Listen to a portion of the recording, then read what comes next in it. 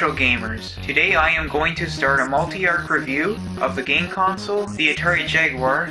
Today's video will be about the one topic that's plagued gamers since it was released on November 15th, 1993, is the Atari Jaguar, a 64-bit game console.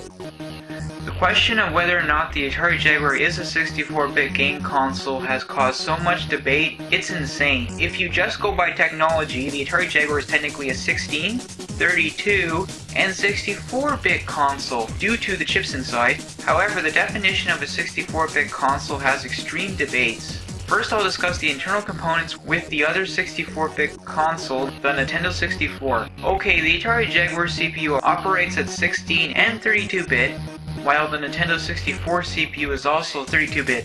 The Nintendo 64 uses a 64-bit graphics chip, so yes, it is definitely 64-bit. The Atari Jaguar, on the other hand, has two graphics chips called Tom and Jerry, and while the main chips are 32-bit, they also have co-processors inside that are 64-bit. First, I'm gonna start with Tom. Tom is a 32-bit GPU, which is a graphics processing unit, or GPU. However, according to the data, it can use some 64-bit data on its own.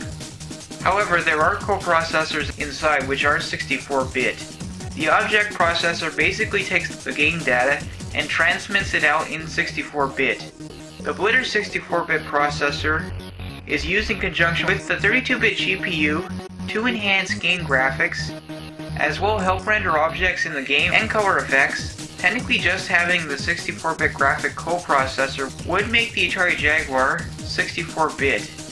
The final processor is called DRAM, which controls memory management up to 64-bit. The second processor, called Jerry, is also 32-bit but has coprocessors but also has different functions. The Jerry processor is able to produce CD quality audio and performs all sound-based commands for the Atari Jaguar. However, it should be noted, the Jerry chip is capable of far more complex things, but they were never taken advantage of.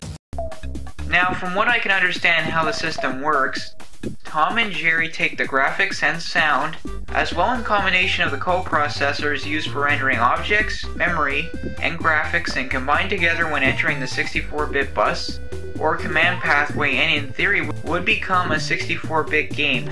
However, based on what I said, it was clearly a very complicated process and was almost never fully executed properly. The Nintendo 64 produced solid graphical games, but there was a reason for it. The Nintendo 64 had one CPU and one GPU, so making games for it was a much easier process, though the console did have some other coprocessors for game-related tasks, so it has its own programming tasks. Now, most of the Atari Jaguar games were not the best in the graphics department. Most did not take advantage of the Atari Jaguar's max potential, but instead used the Motorola 68000 CPU, which is only supposed to be used as the command processor to basically tell everything else what to do. Now, the Motorola 68000 can operate at 16 and 32-bit, so that's why some games that look 32-bit but has bad graphics were created. Now, there was one 2D title that had amazing 2D visuals called Rayman. This title shocked everybody, and it beat the PlayStation 1 port, and while it is still heavily debated, it is at least as good as the Sega Saturn port, which was a super 2D gaming machine. Also, based on a lot of opinion, it looked better than any 2D title the Nintendo 64 ever produced. Though, it is true the Nintendo 64 was not designed for 2D gaming. However, this is definitely solid evidence that the Atari Jaguar was at least a 64-bit 2D console. 3D games, on the other hand, the jury is still out. The Jaguar had the best ports of games like Doom,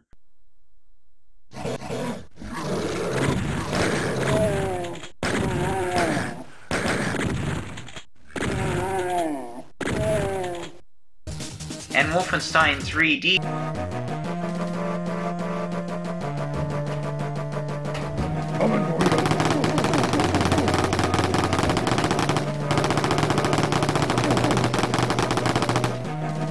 While this did not prove the Jaguar was a 64-bit 3D gaming machine, it was a step in the right direction. One title did come along that came the closest to showing off the Atari Jaguar's true 3D potential. Alien vs. Predator. It is a first-person shooter that had some impressive visuals for the time. You had the option of playing as 3 different characters: Marine, Predator, and Alien. The weapons as a Marine had some decent special effects as well. You had a map, and once you find it, a motion tracker.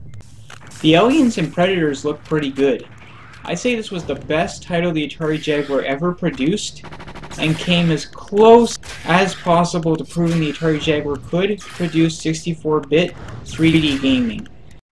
The only way to conclusively Prove the Atari Jaguar is a true 64-bit 3D gaming machine is to either create a new title that uses the maximum output the Atari Jaguar can produce, or take a Nintendo 64 title and port it over to the Jaguar. Mario Kart 64 would be the ideal candidate. In a perfect world, 3 games would be ported, and the best candidates would be Mario Kart 64, Star Fox 64, and Star Wars Shadows of the Empire.